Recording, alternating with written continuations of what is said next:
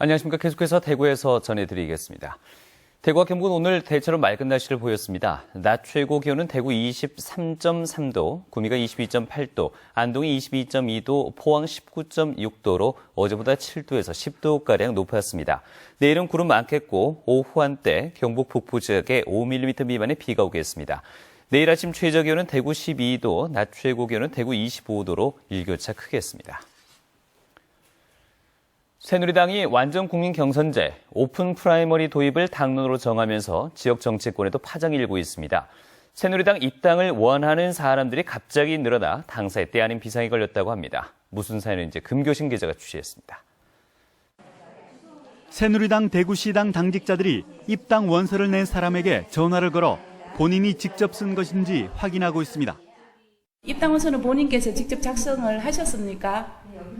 예, 감사합니다. 앞으로 저희 새누리당 많이 좀 사랑해 주시고요.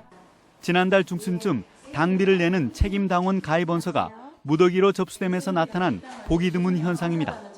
새누리당 대구시당에 따르면 내년 총선에서 대구 북구에 출마할 예정인 A 후보 측에서 3천여 명, 달서구의 B 후보 측이 800여 명의 책임당원 입당 원서를 제출했습니다.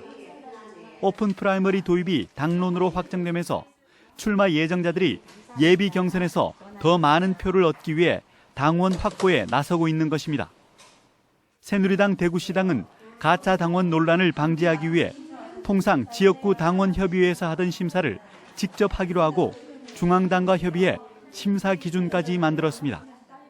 당협이라든지 지도당에서 중립을 지켜가지고 앞으로 다가오는 예비 후보라든지 지금 있는 현역 국회의원들 간에 어떤 반목이 안 생기지 않나 싶습니다.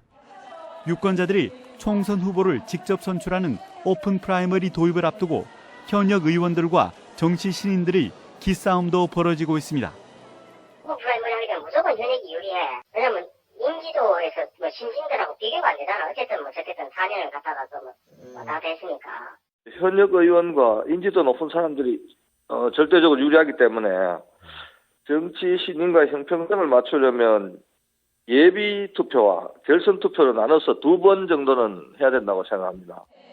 야당들이 부정적인 입장을 보이면서 오픈 프라이머리 도입이 힘들 것이라는 관측도 있지만 상향식 공천이라는 큰 틀은 유지될 가능성이 높아 국민 참여 경선까지 염두에 둔 새 분리기와 신경전은 계속 확산될 것으로 보입니다.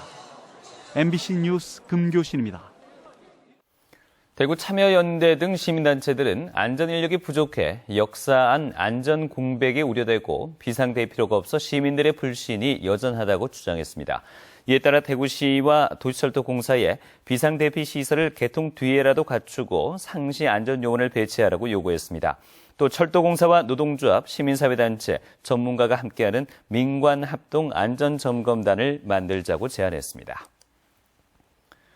포항시의회 복지환경위원회와 자치행정위원회의 시의원과 공무원 등 24명이 핀란드와 덴마크 등 유럽 4개국을 모레부터 8박 10일 동안 돌아볼 계획인데 관광성 일정이 다소 포함된 것으로 알려져 외유성 연수란 지적을 받고 있습니다.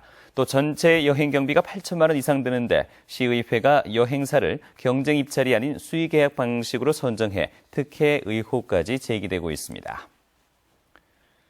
통계청이 발표한 2014 농림어업조사 결과 보고서를 보면 지난해 기준 경북 도내 농가 수는 19만 3천 가구, 전국의 17.2%로 1위 자리를 고수했습니다. 하지만 감소세가 가파르게 나타나 4년 전인 2011년부터는 농가 수가 해마다 1,000가구씩 줄어들었고 최근 1년 사이엔 2,000가구 이상 감소했습니다. 재배 작물은 논벼가 6만여 가구로 가장 많았고 과수 작물 5만여 가구, 다음은 채소와 산나물 순이었습니다.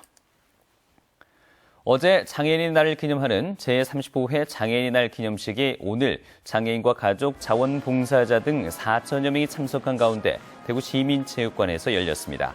오늘 기념식은 장애인 인권 헌장 낭독에 이어서 장애인 유공자 시상식과 축하 공연 순으로 진행됐고 시민체육관 야외광장에서도 의료마당과 문화정보마당 등 다양한 문화 행사도 펼쳐졌습니다. 신라 면세점이 운영하던 대구국제공항 출국장 면세점의 계약이 오는 9월 끝나는 가운데 대구 그랜드 호텔이 신규 입찰에 나서기로 했습니다. 대구 그랜드 면세점은 대구 유일의 시내 면세점을 운영한 경험을 바탕으로 대구공항 출국장 면세점 사업에 뛰어들 예정이고 앞으로 수도권에서 있을 또 다른 시내 면세점 입찰에도 나서는 등 면세점 사업을 확장시켜 나가겠다고 밝혔습니다. 서문시장 상인연합회는 중소기업청의 전통시장 특성화 사업에 야시장 추진을 응모했는데 앞으로 3년 동안 50억 원을 지원받기로 결정됐다고 밝혔습니다. 서문시장 상인연합회는 도시철도 3호선이 개통되면 밤에도 시장을 찾는 손님이 늘 것으로 예상돼 야시장을 추진하게 됐다고 설명했습니다. 지금까지 대구였습니다. 고맙습니다.